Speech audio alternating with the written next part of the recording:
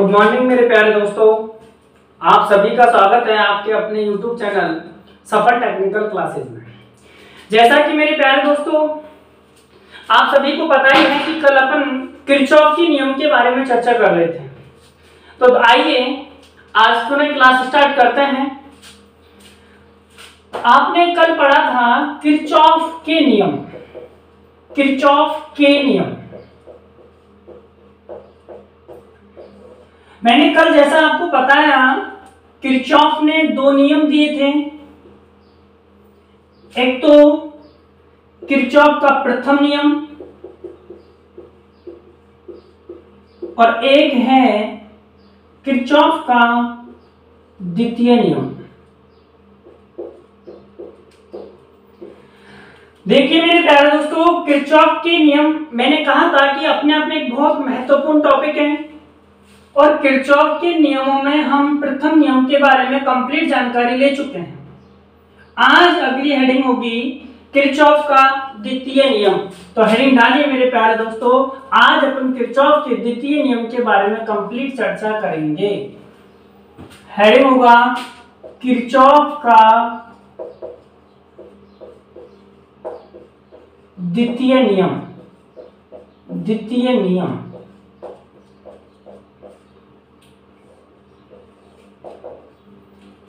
आइए मेरे प्यारे दोस्तों, सबसे पहले हम ये देखना चाहेंगे कि किरचॉफ का द्वितीय नियम होता क्या है, रियलिटी में द्वितीय नियम किसे कहेंगे। तो जैसा कि सबसे पहले एक बिंदु इंपोर्टेंट याद रखना है कि इस किरचॉफ के द्वितीय नियम को हम अन्य किस नाम से और भी जानते हैं। तो देखिए किरचॉफ के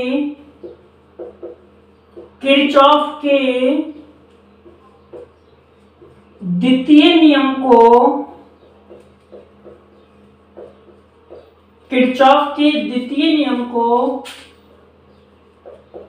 वोल्टेज नियम या मेश का नियम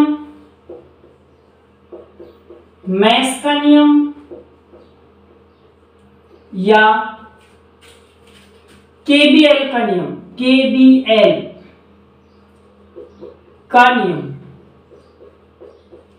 आदि नाम से भी जाना जाता है।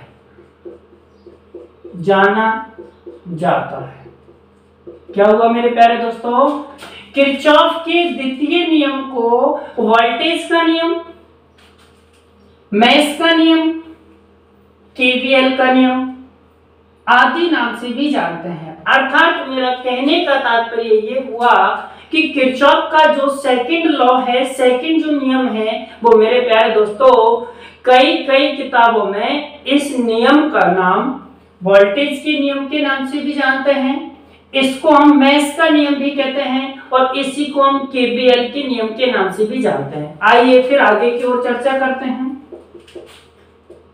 केबीएल का पूर्ण रूप क्या होता है? कई बार क्वेश्चन आया केबीएल का पूर्ण रूप क्या होता है, तो आपको बताना है किरचॉफ वोल्टेज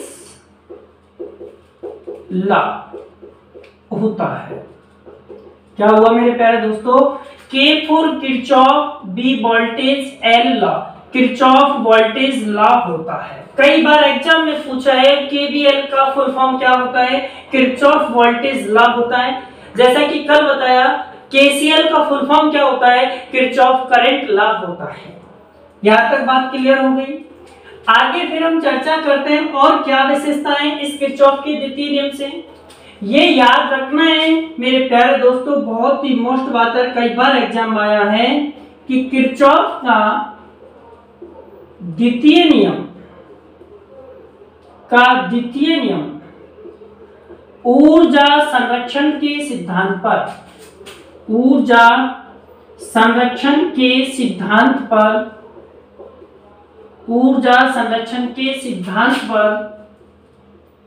कार्य करता है।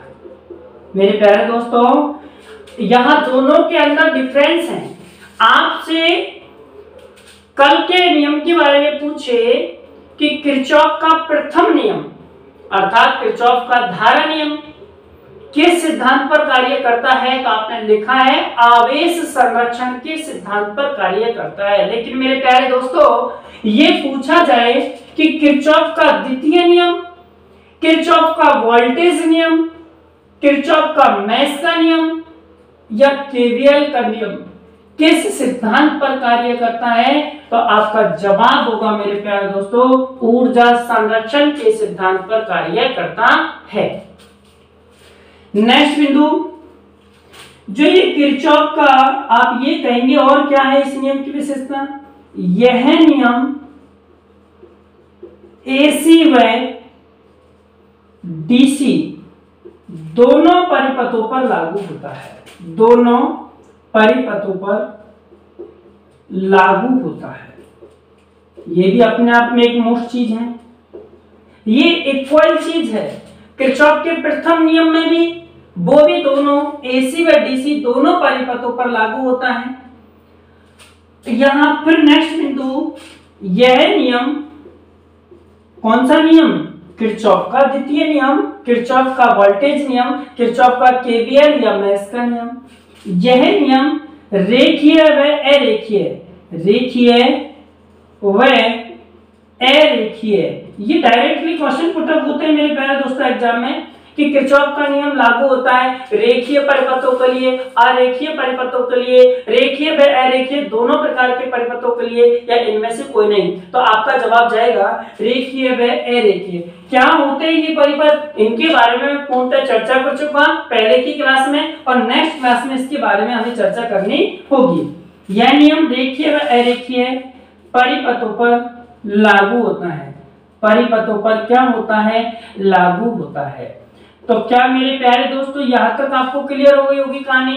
एक बार फिर मैं पुनः रिपीट करूंगा, अभी किरचॉफ के द्वितीय नियम के बारे में जनरल इंट्रोडक्शन चल रहा है, इसके अभी कॉन्सेप्ट मैंने नहीं बताया कि होता क्या है किरचॉफ का द्वितीय नियम। अभी देखिए एक बार पुनः रिपीट करूं, किरचॉफ के द्वितीय नियम को हम किस किस नाम से जानते हैं, तो याद होना चाहिए मेरे प्यारे दोस्तों, किरचॉफ के द्वितीय नियम को हम वोल्टेज नियम, मेश का नियम, केवीएल का नियम आदि नाम से भी जानते हैं।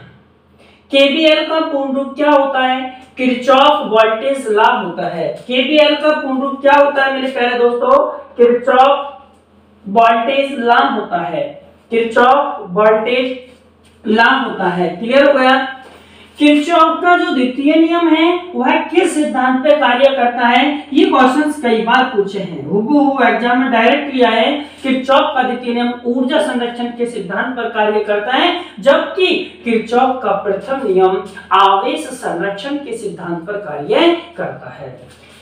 यह नियम एसी व डीसी दोनों परिपथों पर लागू होता है, और ये नियम रेखीय व अरेखीय परिपथों पर भी लागू होता है। तो जहां तक मेरा मानना है मेरे प्यारे दोस्तों, आपको ये चीज यहां तक क्लियर हो गई होगी। अब हम नेक्स्ट बिंदु की ओर चलते हैं। देखिए आगे अब हमें समझना है कि होता क्या है भाई, किरचॉफ का द्वितीय नियम क्या है, हमें समझना है कि क्या होता है किरचॉफ का द्वितीय नियम। तो देखिए किरचॉफ के द्वितीय नियम के बारे में अब हम चर्चा करते हैं।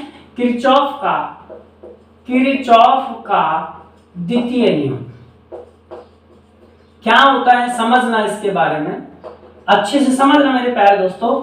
ये कहता है कि यदि किसी बंद डीसी परिपथ में आरोपित विद्युत भागबल का मान उस परिपथ में जुड़े हुए प्रत्येक प्रतिरोधक घटक के द्वारा खर्च की गई वोल्टेज ड्रॉप के बराबर होता है। बात समझ में नहीं आया, मतलब ये कह रहा है, लिखना स्टार्ट करें, किसी बंद डीसी परिपथ में, किसी बंद डीसी परिपथ में आरोपित विद्युत वाहक बल का मान, आरोपित विद्युत वाहक बल का मान किसी बंद डीसी परिपथ में आरोपित विद्युत वाहक बल का मान उस परिपथ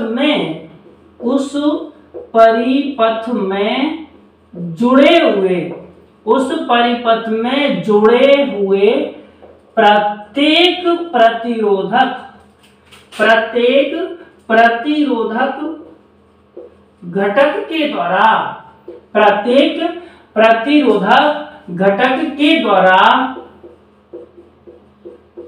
खर्च की गई, प्रत्येक प्रतिरोधक, अभी समझ में आ जाएगा पूर्णतः डायग्राम से, प्रत्येक प्रतिरोधक घटक के द्वारा खर्च की गई वोल्टेज ड्रॉप, वोल्टेज ड्रॉप के योग के बराबर होता है, के योग के बराबर होता है, बराबर होता है। बात समझ में नहीं आई मेरे प्यारे दोस्तों। वो क्या कहना चाह रहा है कि कोई बंद डीसी परिपथ है, जैसे कि मान लीजिए ये कोई एक परिपथ है आपका, जिसमें ये आपका कोई रेजिस्टेंस है, ये कोई एक आपका, बहुत अच्छे से समझना, क्लियर करना कॉन्सेप्ट को, ये आपका कोई एक बंद डीसी परिपथ है और ये आपका कोई रेजिस्टेंस है। ये आपका क्या जुड़ा हुआ है मेरे प्यारे दोस्तों, आपका कोई रेजिस्टेंस जुड़ा हुआ है। समझना, बहुत अच्छा कॉन्सेप्ट है। आपका ये कोई आपका रेजिस्टेंस जुड़ा हुआ है, मान लीजिए इस कंडीशन से आपका कोई भी एक रेजिस्टेंस जुड़ा हुआ है, ये आपकी बैटरी मान लो ये आपकी बैटरी है। इसी कंडीशन से आपको यहां लेना है,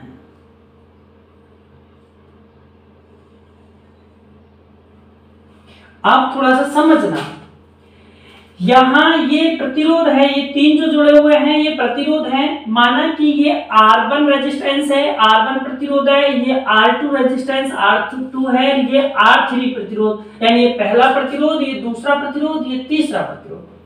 और इन प्रतिरोधकों को इस सेल या बैटरी के द्वारा हम क्या दे रहे हैं, सप्लाई दे रहे हैं। इनको दी जाने वाला विद्युत भागबल, इनको आरोपित का मतलब है यहाँ पर कि इनको दी जाने वाली सप्लाई की रिक्वायरमेंट वोल्टेज, कि इनको कितनी सप्लाई वोल्टेज हम दे रहे हैं, इनको कितनी सप्लाई से, कितने सोर्स से हम जोड़ रहे हैं, तो ये क्या कहलाएगा, आरोपित वोल्टेज कहलाएगा।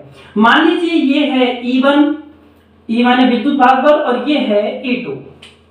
अब समझना, किसी बंद डीसी परिपथ में, तो ये चारों तरफ से बंद परिपथ है, आरोपित विद्युत भागबल, यानी आरोपित का मतलब है कि इसको दी जाने वाला विद्युत भागबल का मान, जैसे कि इसको एक तो यहां से ये विद्युत भागबल का मान हम दे रहे हैं, एक हम E2 विद्युत भागबल हम इसको दे रहे हैं, तो ये क्या कहलाएंगे, आरोपित विद्युत भागबल कहलाएंगे। आरोपित विद्युत भागबल का मान उस परिपथ में जुड़े हुए प्रत्येक प्रतिरोधक घटक, इस परिपथ में जुड़े हुए, इस परिपथ में कितने प्रतिरोधक घटक जुड़े हुए हैं मेरे प्यारे दोस्तों, तीन जुड़े हुए हैं, R1 R2 R3। उस परिपथ में जुड़े हुए प्रत्येक प्रतिरोधक घटक, तो R1 R2 R3 प्रतिरोधक घटक है।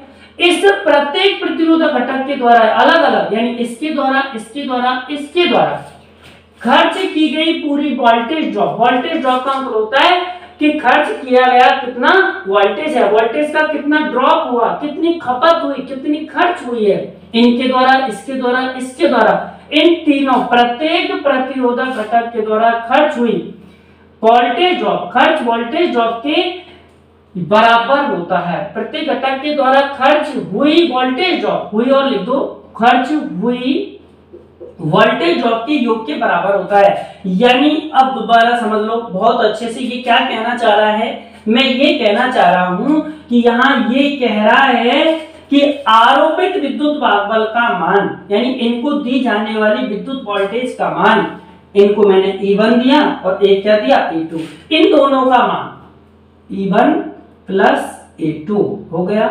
इन दोनों का जो मान है, इन दोनों का जो योग है, इन दोनों का जो मान है किसका, आरोपित विद्युत भागबल का मान उस परिपथ में जुड़े हुए प्रत्येक प्रतिरोधक घटक के द्वारा खर्च की गई वोल्टेज ड्रॉप। अब मेरे प्यारे दोस्तों, जब वोल्टेज को हम खर्च करते हैं तो आपको अच्छे से पता है कि वोल्टेज ज्ञात करने का सूत्र क्या होता है, V बराबर IR होता है। जब हम वोल्टेज ड्रॉप निकालते हैं तो क्या यही होता है। तो अब हम ये देखना चाहते हैं कि इसने कितनी वोल्टेज को खर्च किया, तो सूत्र क्या होगा, वोल्टेज ज्ञात करने का सूत्र क्या होगा, V बराबर IR होगा कि नहीं होगा। अब ध्यान रखो, इस प्रत्येक प्रतिरोधक में कौन सा प्रतिरोध है, R1, तो इसमें के द्वारा पहले में कितनी धारा है और कितना प्रतिरोध है, फिर दूसरे प्रतिरोधक के द्वारा खर्च की गई वोल्टेज, तो सूत्र तो वही होगा, V बराबर आई आर। तो V बराबर आई आर होगा, तो यहाँ भी I और R होगा, कोई दिक्कत। लेकिन I2 होगा, ये क्या होगा, I2 होगा। थोड़ा सा बड़ा लिख देता हूँ, आपको देखने में प्रॉब्लम आ रही होगी। ये R3 है, यहाँ देखिए ये E1 प्लस E2 दोनों का मान हमें निकालना है, तो I1 और R1। दूसरा वही वोल्टेज ड्रॉप ज्ञात करने का सूत्र क्या है, V बराबर आई आर होगा, तो ये भी यहाँ I होगा और यहाँ क्या होगा प्यारे दोस्तों, R होगा। लेकिन 2 है, दूसरा प्रतिरोध है, तो दूसरे प्रतिरोध के द्वारा खर्च की गई धारा और दूसरे नंबर का प्रतिरोध। तीसरा कौन है, अब वही वोल्टेज ड्रॉप ज्ञात करने का सूत्र क्या होगा, आई आर, V बराबर आई आर, तो यहाँ भी I होगा और यहाँ भी R होगा। लेकिन कौन सा है, तीसरे नंबर का है, तो ये तीसरा है, इनके योग के बराबर होता है। अब प्यारे दोस्तों ढंग से एक बार और समझिए, किसी बंद डीसी परिपथ में, तो क्या ये परिपथ बंद डीसी है, ठीक है। आरोपित विद्युत भागबल, इसका मतलब है कि इस परिपथ में दी जाने वाली सप्लाई वोल्टेज, आरोपित यानी इसको कितनी आरोप की जा रही है, इसको कितनी सप्लाई से जोड़ा गया है। तो आरोपित विद्युत भागबल देखिए, ये एक बैटरी या सेल है, E1 के द्वारा आरोपित विद्युत भागबल एक तो ये है और एक E2 इसके द्वारा, इन दोनों के द्वारा आरोपित किया गया है, इन दोनों के द्वारा सप्लाई दी जा रही है। लेकिन वो कह रहा है कि इन दोनों के आरोपित विद्युत भागबल का मान, यानी इन दोनों का मान मैंने लिख दिया E1 प्लस E2 क्या होता है, उस परिपथ में यानी इस परिपथ में जुड़े हुए प्रत्येक प्रतिरोधक घटक, इस परिपथ में जुड़ा हुआ प्रत्येक प्रतिरोधक घटक कौन है, 1 2 3, इन तीनों प्रतिरोधकों के द्वारा खर्च हुई वोल्टेज ड्रॉप, इन तीनों के द्वारा, इसके द्वारा, इसके द्वारा, इसके द्वारा। अब वोल्टेज ड्रॉप जो खर्च होती है वोल्टेज, उसको हम कैसे ज्ञात करते हैं, V बराबर आई आर। अब इसने कितनी वोल्टेज ड्रॉप खर्च करी, तो सूत्र लगाया मैंने V बराबर आई आर, तो V बराबर आई आर। लेकिन पहला प्रतिरोध है I1 R1, फिर इसके द्वारा कितनी वोल्टेज खर्च की गई, तो वो V बराबर आई आर। लेकिन दूसरा प्रतिरोध है इसलिए मैंने 2 लिखा है। तीसरा इसके द्वारा खर्च की गई आई आर, ये तीसरा प्रतिरोध, तीसरे के द्वारा खर्च की गई धारा, दोनों का गुणनफल। प्रत्येक प्रतिरोधक घटक के द्वारा खर्च की वोल्टेज ड्रॉप के, ये वोल्टेज ड्रॉप हो गया, इनके द्वारा खर्च की गई वोल्टेज ऐसे निकालेंगे, V बराबर आई आर, V बराबर आई आर, V बराबर आई आर। इनके द्वारा खर्च हुई वोल्टेज ड्रॉप के कैसे, योग के बराबर होता है। कौन बराबर होता है, आरोपित विद्युत भागबल का मान। क्या बात क्लियर हो गई होगी। इसीलिए इसका हम संक्षेप में मेरे प्यारे दोस्तों ऐसे ही लिखते हैं, इसी को किरचॉफ के द्वितीय नियम को हम ऐसे दर्शाते हैं, सिग्मा ई बराबर, ई माने क्या है, आरोपित विद्युत भागबल है, सिग्मा ई बराबर आपको ध्यान में रखना है क्या होता है, सिग्मा आई आर होता है, सिग्मा आई आर होता है। तो क्लियर हो गया होगा, ई माने विद्युत भागबल होता है और कैसे निकालते हैं, आई यानी धारा और प्रतिरोध का गुणनफल ही वोल्टेज निकलता है। यह सिग्मा का मतलब योग से है, किससे है, योग से। आरोपित विद्युत भागबल को हम ई से दर्शाते हैं, आरोपित विद्युत भागबल का जो योग होता है वह प्रत्येक प्रतिरोधक घटक के द्वारा खर्च की गई वोल्टेज ड्रॉप के योग के बराबर होता है, तो इसलिए आई आर और ये योग का घटक होता है। तो ये तो हो गया इसका संक्षिप्त में विवरण और ये डायग्राम हो गया और ये प्यारे दोस्तों इसकी एक्सप्लेनेशन हो गई होगी। तो मेरे प्यारे दोस्तों जहां तक मेरा मानना है कि आपको ये चीज समझ में आ गई होगी कि किरचॉफ नामक विद्वान जो रूस का था उसने हमें द्वितीय नियम में क्या बताया कि किसी बंद डीसी परिपथ में जब मेरे प्यारे दोस्तों आरोपित विद्युत भागफल का मान उस परिपथ में जुड़े प्रत्येक प्रतिरोधक घटक के द्वारा खर्च की गई वोल्टेज ड्रॉप के योग के बराबर होता है, सिग्मा ई बराबर सिग्मा आई आर होता है। जैसे कि मैंने 4 एग्जांपल्स आपको उदाहरण देकर के आपको समझाया कि यह आरोपित विद्युत भागफल है और इसमें जुड़े हुए ये प्रतिरोधक घटक है, इन दोनों विद्युत भागफल का मान, इन दोनों का योग इन प्रत्येक प्रतिरोधक घटक के द्वारा खर्च की गई वोल्टेज ड्रॉप के योग के बराबर होता है। तो जिस तरीके से मैंने आपको ये लिखा है, तो ये था मेरे प्यारे दोस्तों किरचॉफ का द्वितीय नियम। तो जहां तक मेरा मानना है कि आपको ये समझ में अच्छी प्रकार से आ गया होगा। तो मेरे प्यारे दोस्तों, आज की क्लास आपकी शॉर्ट रखी जाएगी और बाकी की फिर हम नेक्स्ट चर्चा करेंगे कल की क्लास में। तो मेरे प्यारे दोस्तों, अगर आपको मेरा वीडियो अच्छा लगा हो तो एक बार फिर मैं कहना चाहूंगा कि इस वीडियो को आप ज्यादा से ज्यादा लाइक और शेयर कीजिए और बेल आइकन बटन को दबा करके इसको सब्सक्राइब कीजिए। All the students, best of luck, thanks.